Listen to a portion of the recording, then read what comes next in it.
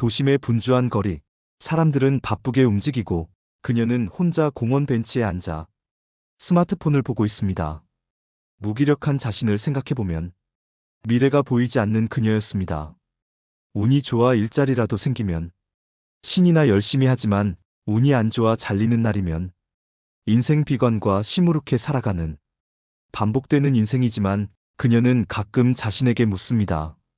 나에게도 행복한 날이 올까? 하지만 반복되는 일상은 바뀌지 않았습니다.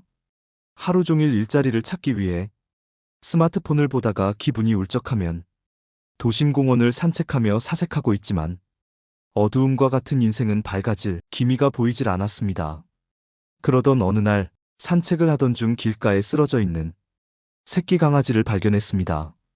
작고 여린 몸이 떨고 있었고 비에 젖어 더 불쌍해 보였습니다. 망설임 없이 강아지를 품에 안고 근처 동물병원으로 뛰어갔습니다.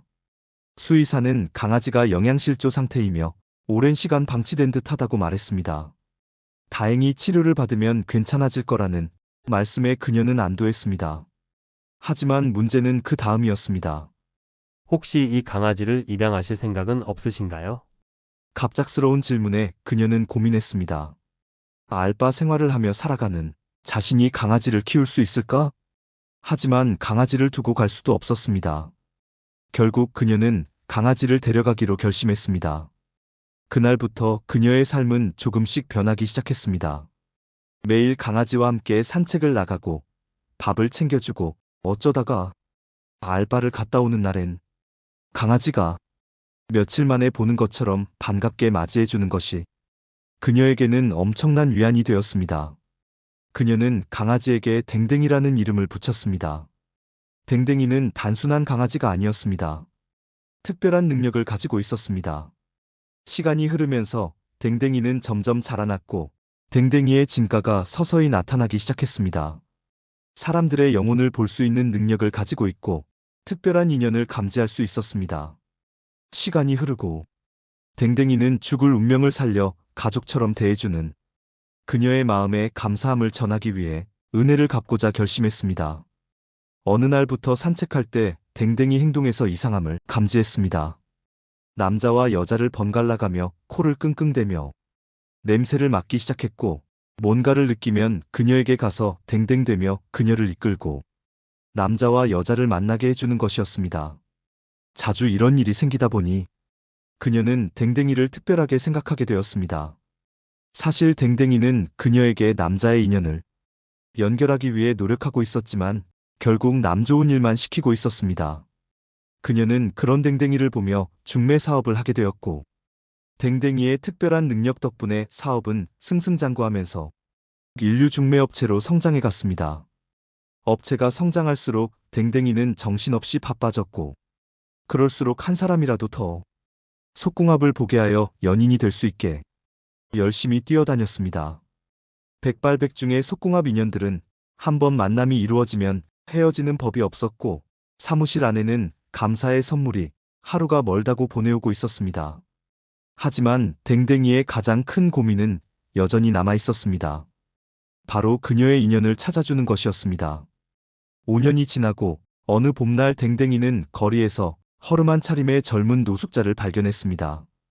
댕댕이는 본능적으로 그 남자의 냄새를 맡았습니다. 그때 댕댕이 눈이 번쩍이었고 그녀와 연결된 운명의 향기를 맡았습니다. 하지만 남자의 초라한 모습에 댕댕이는 고민했습니다. 정말 그녀의 인연이 맞을까? 댕댕이는 몇 번을 생각한 후 댕댕이는 결심했는지 그녀를 데려와 그 남자를 보여주었습니다.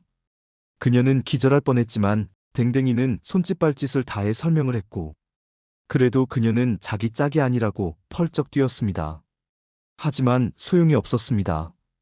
완강하게 밀어붙이는 댕댕이를 이길 수가 없어.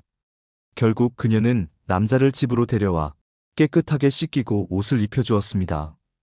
그러자 허름한 노숙자는 멀쩡하고 귀티나는 멋진 모습으로 변했지만 그는 자신의 이름도 기억하지 못했습니다. 처음에는 남자를 내쫓으려 했지만 댕댕이가 끊임없이 반기를 들어 만류했고 남자는 집안의 고장난 곳을 고쳐주며 지내게 되었습니다. 점차 그녀도 모르게 남자의 존재가 익숙해져 갔습니다.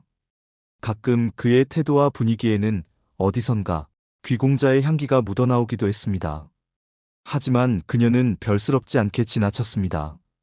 어느 날 집 안에서 일을 하던 그가 사다리에서 떨어져 머리를 바닥에 부딪혔습니다. 그녀와 댕댕이는 퇴근 후 집에 돌아와 남자의 이상한 행동을 보고 놀랐고, 댕댕이는 남자의 변화를 감지하고 앞에서 꼬리를 흔들며 흥분했습니다. 그녀는 그에게 다시 한번 이름을 물어보았습니다. 이름이 뭐예요? 그는 혼란스러운 표정으로 대답했습니다. 박철희입니다. 그녀는 깜짝 놀랐습니다. 여러 가지를 물어보았지만 아직 완전한 기억은 돌아오지 않았습니다. 급히 병원에 들러 진단을 받았지만 불행 중 다행으로 의사 말씀이 시간이 지나면 회복될 것이라고 했습니다. 그렇게 박철희는 그녀와 댕댕이 곁에서 계속 머물렀습니다. 어느 날 거실 코너에서 부주의로 박철희와 그녀가 서로 머리를 부딪혔습니다. 순간 박철희는 머리를 감싸 쥐며 고통스러워했습니다. 그녀는 놀라 119를 불렀고 병원에서 치료를 받은 후 박철희의 기억이 완전히 돌아왔습니다. 박철희는 재벌 3세였고 그는 한때 국내 최대 IT 기업의 승계자로 촉망받았지만 어느 해 강원도 바닷가 별장 근처에서 불의의 사고로 기억을 잃고 떠돌며 거리를 전전하게 되었고, 세월이 흐르면서 서울까지 거슬러 오게 되었던 것입니다. 가족들은 실종된 그를 찾아 헤맸지만 그는 자신이 누구인지조차 알지 못한 채 떠돌고 있었고, 그때 서울서 댕댕이를 만난 것입니다. 기억을 되찾은 박철희는 자신을 보살펴준 그녀에게 진심으로 감사했습니다. 그리고 그는 깨달았습니다. 그는 돈과 권력보다 그녀와 함께한 시간이 더 소중하다는 것을 깨달게 되고 감사의 말을 전합니다. 그동안 저를 받아주고 돌봐줘서 고마워요. 당신이 아니었다면 저는 여전히 길 위를 떠돌고 있었을 거예요. 그녀는 그의 손을 잡았습니다. 우리 함께할 운명이었나 봐요. 댕댕이도 기뻐하며 댕댕대고 있었습니다. 박철희는 정신이 돌아오고 부모님을 만나뵈러 갔으며 몇 년 만에 부모와 만나게 되는 사연은 온 나라에 톱뉴스로 내보내졌습니다. 아들을 만난 부모님은 한숨 돌리자마자 아들 결혼식을 서두르고 있었지만 박철희는 그 사이 그녀를 만나고 있었습니다. 하지만 재벌가의 결혼은 이미 정해져 있었습니다. 이미 실종되기 전 잠시 알고 지내던 여자가 있었고 그녀의 아버지도 재벌 서열에 드는지라 이미 정약이 되어 있었습니다. 하지만 박철희는 부모 말씀을 외면하였고 어느 날 박철희는 그녀와 함께 부모님을 보기 위해 방문했습니다. 그녀가 박철의 부모님께 인사를 드리고 의자에 앉았는데 박철의 어머니가 그녀를 알아보고 말씀을 하셨습니다. 댕댕이 웨딩 대표가 맞지요? 라고 말씀하시며 훌륭한 회사라고 하시며 기뻐했습니다. 아버지도 함께 웃으시며 이런 분인 줄 알았으면 걱정을 안 했지 하며 흐뭇해하셨습니다. 마침내 그녀의 인연을 이어주는데 성공한 댕댕이는 그날 밤 특별한 꿈을 꾸었습니다. 꿈속에서 수많은 사람들이 어둠 속에서 인연을 찾아다니고 있었지만 길을 잃고 헤매고 있었습니다. 그리고 그들의 인연을 이어줄 존재로 또다시 자신이 선택되었다는 메시지가 들려왔습니다. 그날 이후 댕댕이는 더 큰 사명을 위해 여행을 떠나기로 결심했습니다. 이제는 한 도시가 아니라 인연을 찾고 있는 그들을 위해 세상 끝까지라도 간다는 마음으로 알 수 없는 미지의 세계로 떠나기로 결심했습니다.